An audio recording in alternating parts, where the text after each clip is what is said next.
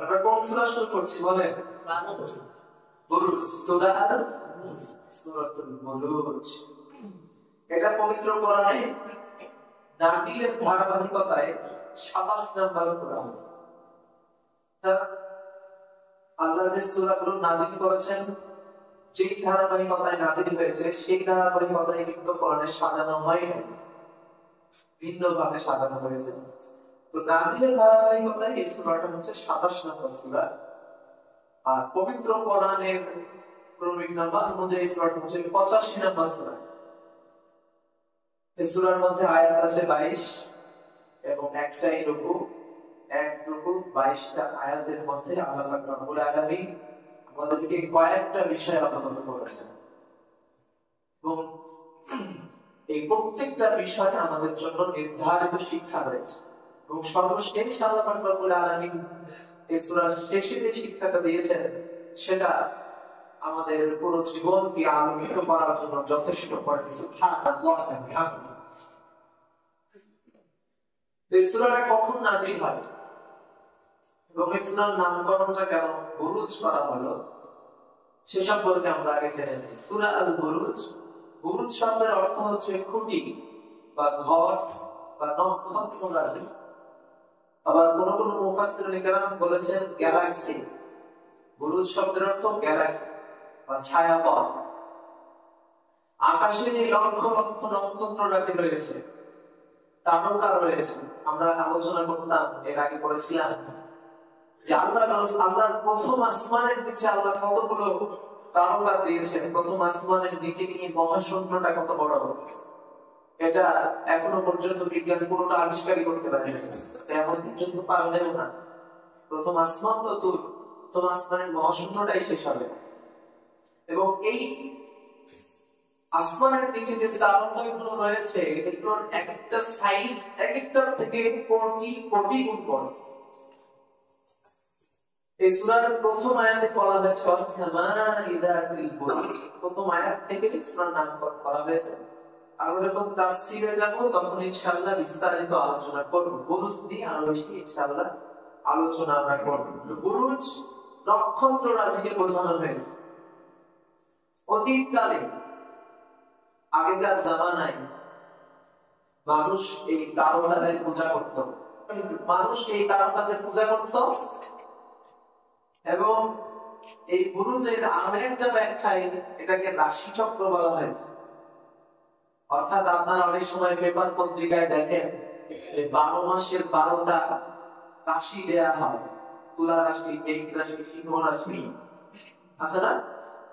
এই রাশিগুলো আছে এবং এই রাশিগুলোর উপর ভিত্তি করে হিন্দুরা অগ্নি পূজকরা বিশ্বাস করে যে যে মাসে জন্ম নিলে এটা এই রাশি অনুযায়ী তার হবে আর কি, ভবিষ্যৎবাণীটা তারা করে থাকে।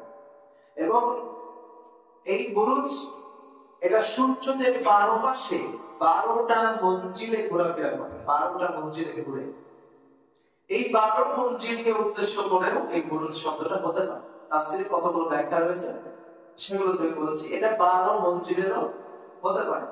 তবে বুরুজ এর শাব্দিক অর্থ যদি আমরা খেয়াল করি তাহলে এটার অর্থ আসবে এমন যে নক্ষত্র রাশি, অর্থাৎ অনেকগুলো তারকার সমষ্টি, যেটাকে আমরা বিজ্ঞানের ভাষায় বলছি ছায়াপথ, গ্যালাক্সি। তো এই সূরার নামকরণটা করা হচ্ছে এইভাবে। অতীতকালের মানুষগুলো এই রাশি চক্রের উপরে জাদুবিদ্যা করতো, তারা জাদুটনা করতো। সেই আলোচনা কিন্তু এই সূরার মধ্যে আছে। অগ্নি পূজা করতো, সেই আলোচনা এই সূরার মধ্যে আছে। তো এই সূরাটা নাযিলের কিন্তু একটা প্রেক্ষাপট রয়েছে। প্রত্যেকটা সূরা, প্রত্যেকটা আয়াত অবতীর্ণের একটা কারণ আছে। এই সূরাটা নাযিলের কিন্তু একটা কারণ আছে। আল্লাহ রাসূল সাল্লাল্লাহু আলাইহি ওয়াসাল্লাম যখন ওই মক্কাতে মানুষের মাঝে প্রবেশ করতেন, আল-আমিন উপাধি তাকে দেওয়া হয়েছে। কেন? কারণ তিনি বিশ্বাসী ছিলেন, তিনি সত্যবাদী ছিলেন, তিনি আমানতদার ছিলেন। এজন্য ততদিন পর্যন্ত মক্কার কাফেরেরা আল্লাহর নবীকে একজন ভালো মানুষ হিসাবে জানত, যতদিন পর্যন্ত না আল্লাহর নবী পৃথিবীতে আল্লাহর একত্ববাদের দাওয়াত দিয়েছেন। তার আগে পর্যন্ত মানুষ আল্লাহ নবীকে ভালো হিসাবে জানতেন। এরপরে যখন আল্লাহ নবী আল্লাহর পক্ষ থেকে নবুয়ত প্রাপ্ত হলেন, তারপরে তিনি যখন পৃথিবীতে আল্লাহর একাত্মবাদের দাওয়াত দেওয়া শুরু করলেন, তখন এবার মানুষ তাকে ভুল বোঝা শুরু করলো। আল্লাহর নবীকে কমপক্ষে 16টা গালি দেওয়া হয়েছিল, ভিন্ন ভিন্ন উপাধি তারা দিয়েছে। আল্লাহ রাসূলকে তারা বলতো পাগল, নাউযুবিল্লাহ বলেন। আল্লাহর নবীকে তারা বলতো গণক, নাউযুবিল্লাহ। এভাবে অনেকগুলো উপাধি আল্লাহ নবী তারা দিয়েছে। তো আল্লাহ নবী যখন পৃথিবীতে আল্লাহর একাত্মবাদের দাওয়াত শুরু করলেন, তখন মক্কার কাফেররা রাসূলুল্লাহর উপর জুলুম নির্যাতন শুরু করলো। কত রকমের নির্যাতন করা হয়েছিল আমার আপনার রাসূলকে আমরা জানি। আমরা তো আজকে বাপ দাদা সূত্রে জন্মসূত্রে ইসলামটাকে পেয়েছি, আমরা আমাদের নামাজের দিকেও খেয়াল রাখি, নামাজও পড়ি না। ইসলাম সম্পর্কে আজকে আমরা অজ্ঞ। এই ইসলামটাকে আপনার আমার পর্যন্ত পৌঁছাতে আল্লাহ নবী কতটা কষ্ট করেছিলেন, কতটা জুলুম নির্যাতনের শিকার হয়েছিলেন, সাহাবায়ে কেরাম জীবন দিয়েছিলেন, কতটা রক্ত এই জমিনে ঝরাতে হয়েছে।